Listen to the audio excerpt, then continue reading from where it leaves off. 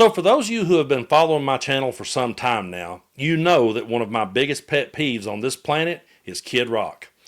Bob Ritchie, aka Kid Rock, is one of my biggest pet peeves on this planet because he ain't from here. And he came down to my part of the world and he cashed in on Southern culture. He cashed in on all of the cliches and all of the stereotypes that we had worked so hard to get rid of and put away. He picked up a flag that we had thrown in the garbage years ago and he waved it around. And once again, he ain't from here, and it's always been offensive to me. Well, not always offensive, I'll be honest with you. Back when he came out, the first thing I ever heard from him was that Devil Without a Cause album. And I did enjoy that. So if you were my friend back when we just got out of high school, like 98 or 99, whenever that came out, I was just out of high school. If you was hanging out with me then yeah, we probably listened to it together. I liked that. I could dig that. But when he went into this whole gimmick of I'm Hank Jr.'s rebel son and just started cashing in on all of the Southern shit that we had tried so hard to get away from, he lost me right there. He completely jumped the shark right there, and I wanted nothing else to do with him or his music. So if you want to know how I feel about it for further reference, just go listen to the song Not Everybody Likes Us by Hank III. Listen to the last verse. That's exactly how I feel about Bob Ritchie, a.k.a. Kid Rock. So this ain't actually an easy video for me to make because he just gets under my skin when I see him bastardizing our culture and just making a mockery out of everything. And now he's making a mockery out of the White House. And he's doing it on an issue that most of us would agree on. If I was sitting on a bar stool with a random dude and he said to me what Kid Rock says in this next clip, I could get behind it. But when it comes out of Kid Rock's mouth in this clown suit for this WWE political theater, I can't. But we're going to watch this because we have to. We don't really have to. But I just want you to look at him so that you'll understand the difference between us and them. We're over here and they're way the fuck over there. Take a look. Quick, anyone who's bought a concert ticket in the last decade, maybe 20 years, no matter what your politics are, knows it is a conundrum. You buy a ticket for $100, by the time you check out, it's $170. You don't know what you can charge for, but more importantly, these bots. You know, they come in to get all the good tickets to your favorite shows you want to go to, and then they're relisted immediately for sometimes a 400% or 500% markup. And the artists don't see any of that money. And, you know, ultimately, I think this is a great first step. I would love down the road if there would be some legislation that we could actually put a cap on the resale of tickets. And I'm a capitalist and a deregulation guy, but they've tried this in some places in Europe, and it seems to be the only thing that's us as artists be able to get the tickets into the hands of the fans at the prices we set. I'll be the first one to say, and I know the president doesn't like when I say this, but I'm a little overpaid right now. It's kind of ridiculous. I would rather be, you know, a hero to working class people and have them be able to come attend my shows and give them a fair ticket price. I can't control that right now, so hopefully this is a step to really be able to make that happen. So again, if he and I was just sitting on a bar stool and I didn't know him from Adam, and he was just sitting there talking and saying those things, I'd be going, yeah, you know, man, yeah, man, that makes a lot of sense. We're all tired of the price gouging. We're all tired of Ticketmaster and all the junk fees and all the bullshit that comes along with it. We're all sick and tired of that. Yep, I'm right there with you. But that, folks, was some WWE theater, is all that was, because Joe Biden literally addressed the same damn thing. And when he did, and I brought it up here on the channel and talked about it, I said, hey, this should be something we should all get behind. And people just kind of, I ain't hearing about that. Yeah, I don't know what you're talking about, Brando. I don't know. I don't really trust Biden, man. Biden ain't going to do nothing about it, man. I don't know why you're giving Biden any credit for anything. But then Trump pulls out Kid Rock to wear that ridiculous clown suit. He looked like he was on an episode of The Righteous Gemstones. And The Righteous Gemstones is one of my favorite shows of all time. Danny McBride is like a hero to me. I love his comedy. But he looked like he was on an episode of Eastbound and Down or The Righteous Gemstones in the Oval Office. And I know what was going through all of your minds as you was watching that, because I've already saw so many creators say the same thing because we were all thinking it. And I'm not going to show the clip, but we were all thinking back to the moment when Marjorie Taylor Greene's boyfriend, or whatever the hell he is to her, when he said to Zelensky, Why don't you wear a suit? You're in the highest office in the land. Why don't you have some respect for this office and wear a suit? And back then, we pointed out that Elon didn't have a suit on, and MAGA didn't give a shit. And then they let that clown show go in there and do that. And they will all cheer for it. And now they're listening. When I talked about this very issue on the channel while Biden was president, they weren't listening. They weren't paying attention.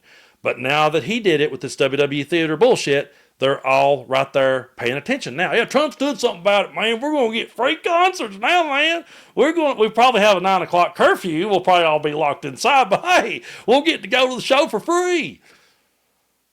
It's going to be very hard to combat this type of shit when that does appeal to stupid people. I'm just going to say it. There's no nice way. I'm sorry. There's just not. Actually, I'm not. There's no nice way to make this video. There's really not. Because it just goes to show you how that one side can have an idea and be doing something about it, and it will not resonate with people. But the other side can do something that clownish and that buffoonish, and it will resonate with people. Now, I know before I say what I'm going to say, I've had messages from y'all, and I try to read as many as I can, but I got to be honest with you. My emails are so swamped now that I can't get to them all. I try my damnedest, but I don't always get to all of them. But I know before on the show here, when I have mentioned Sam Harris, I always get some pushback right there. Because Sam Harris has said a lot of things that has rocked the boat. And he said a whole lot of things, by the way, that I disagree with myself. I don't always catch myself agreeing with Sam Harris, so just bear with me here. I'm just trying to make a point. Sam Harris has a podcast called Making Sense. Forget about the things you agree or disagree with him on. Just follow me just for a minute. The guy is highly intelligent. Love him, hate him, agree or disagree. He is very, very intelligent. And I'll be honest with you, there's times when Sam Harris is talking that I feel like I need a dictionary and I need a thesaurus, because I'm sitting there going, dang, what is he trying to say? And I'll say to myself, I got the gist of what he's saying, but I'm going to have to do my research a little bit more. I'm going to have to dig into this a little bit more and actually study the meaning behind these words, because I can't even pronounce what he just got done saying. He has a podcast, but that podcast is never, ever going to resonate with the dude down at the loading dock that listens to Joe Rogan, that listens to Kid Rock. That type of intelligent way of thinking and talking is never going to resonate with those people. And I've seen it in action. Me and a buddy of mine who helps me out here on the channel and helps me out a lot with the things I do these days, we used to work together in a little small room. We'd be standing around a table, all of us doing our work. And we would start talking about the podcast we listened to over the weekend. And everybody would talk about Joe Rogan. And everybody, when they was talking about Joe Rogan, could understand it and was all going with the conversation. And if I said, well, yeah, that kind of reminds me of what Sam Harris was saying on Making Sense the other day. Did you hear where he was talking about this? And when I would start trying to explain it to my buddy, the rest of the people would go quiet. They would sit there and wait to cut. Well, yeah, I don't know that guy. I never heard of him. Well, he's been on Joe Rogan before. I probably know him for seeing him. But people who speak intelligently is never going to resonate. It's just not.